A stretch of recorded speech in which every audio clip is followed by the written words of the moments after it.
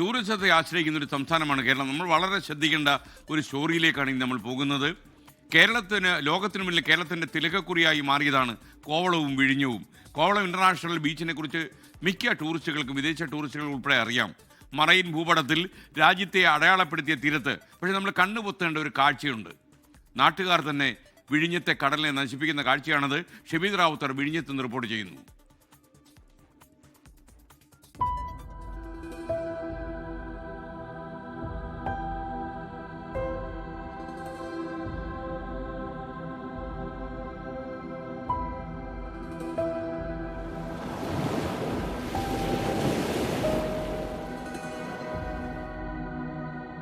കണക്കുവിടാം, ഈ കാഴ്ചയൊന്ന് കാണണം. രാജ്യത്തെ ഏറ്റവും വലിയ തുറമുഖങ്ങളിലൊന്നായ വിഴിഞ്ഞം തുറമുഖത്ത് നിന്നും 300 മീറ്റർ മാത്രമാണ് ഇവിടേക്കുള്ള ദൂരം.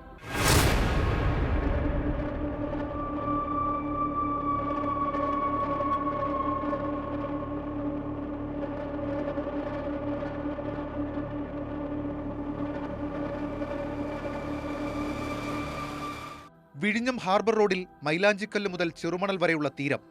നാട്ടുകാരും വിഴിഞ്ഞം കാണാനെത്തുന്നവരും ഒരുപോലെ സമ്മാനിച്ചതാണ് ഈ ദുരിതം.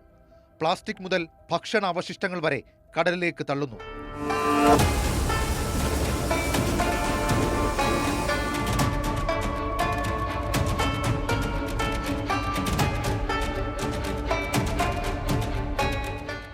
കടലിൽ പതിക്കുന്ന മാലിന്യ കൂന.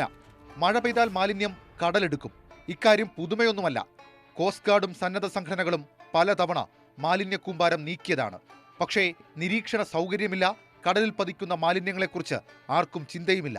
കോർപ്പറേഷൻ ഭരണാധികാരികൾ അതനുസരിച്ച് അത് കൈകാര്യം ചെയ്യാനുള്ള സ്ഥിരം തൊഴിലാളികൾ അവിടെ ഇവർക്കുണ്ടല്ലോ, ശുചീകരണ തൊഴിലാളികൾ. അവർ അതാത് മേഖലകൾ അങ്ങ് ഏൽപ്പിച്ച് കഴിഞ്ഞാൽ പിന്നെ വേറെ ഒരു പ്രശ്നങ്ങളുമില്ല.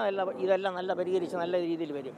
മത്സ്യങ്ങൾ, കടൽ പക്ഷികൾ, കടൽ ഉരകങ്ങൾ, സമുദ്ര സസ്തനികൾ, ഇവയ്ക്കൊക്കെ പുറമെ മനുഷ്യന് തന്നെ ഭീഷണിയായിരുന്നിട്ടും അധികാരികൾ തിരിഞ്ഞു നോക്കുന്നതേയില്ല.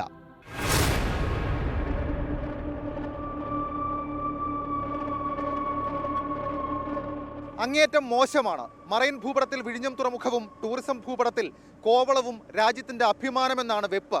പക്ഷേ ആവർത്തിക്കപ്പെടുന്ന ഈ കാഴ്ച ഒഴിവാക്കേണ്ടതായിരുന്നു. ക്യാമറമാൻ രഞ്ജിത്ത് ഫ്രാൻസിസിനൊപ്പം ഷഫീദ് റാവുത്തർ, 24 തിരുവനന്തപുരം.